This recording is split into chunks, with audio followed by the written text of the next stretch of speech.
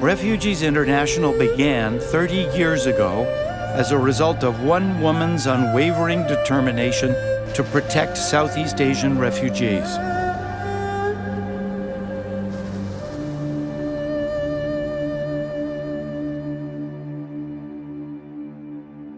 Those of us who lived in Bangkok and were so alarmed about these refugees and the war formed a citizens committee for displaced persons in Thailand.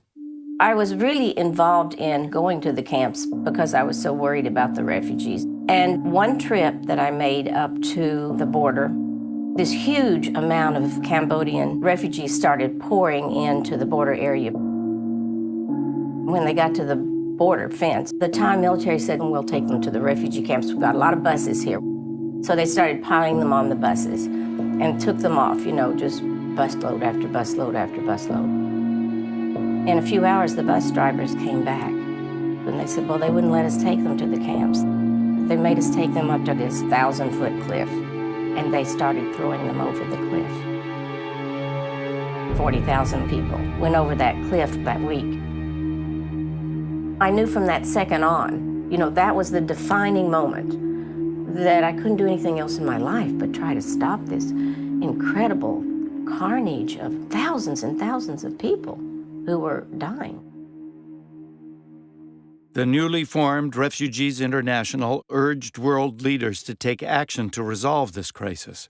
And within 1 week, President Carter doubled the number of refugees allowed into the U.S., and other countries followed suit.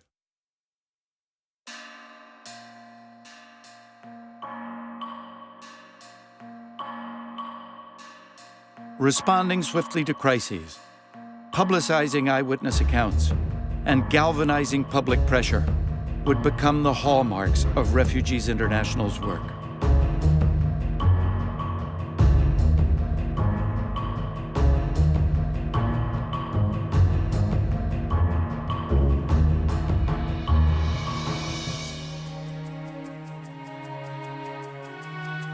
We calculated, having looked at the flow for a while, that they were coming at the rate of 20,000 an hour, just the most astonishing sight I've ever seen.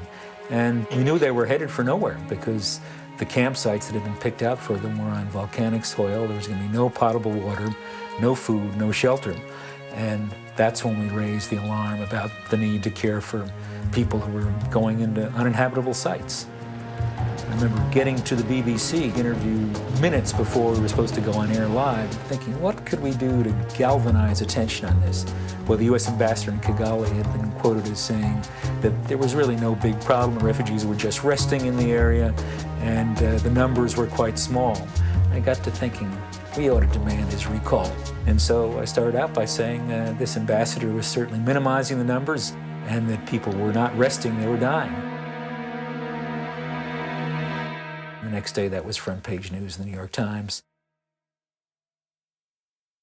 Refugees are often a voice for what is going on inside. If they're interviewed and if one takes their views and projects the views to the international community.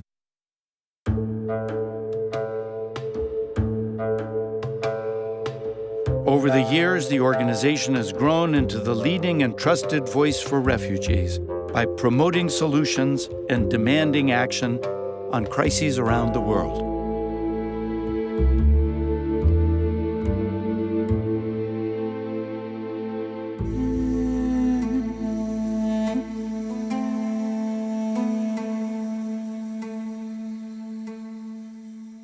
Our attention to Iraqi displacement is perhaps the single best current example of the effectiveness of our advocacy. What I saw in Iraq confirmed what Refugees International has been saying for some time. This is a huge displacement problem. 20% of the population of Iraq is displaced. We're talking about getting them food, getting them water, getting them shelter, getting their plight recognized by the international community. Refugees International achieved a dramatic increase in funding for assistance for Iraqi refugees from the U.S. and the United Nations. But sustainable, long-term solutions must also be addressed. The only way to resolve a crisis, a displacement crisis of this magnitude, is to get people home. This is a question of our own efforts to build a more stable and secure world.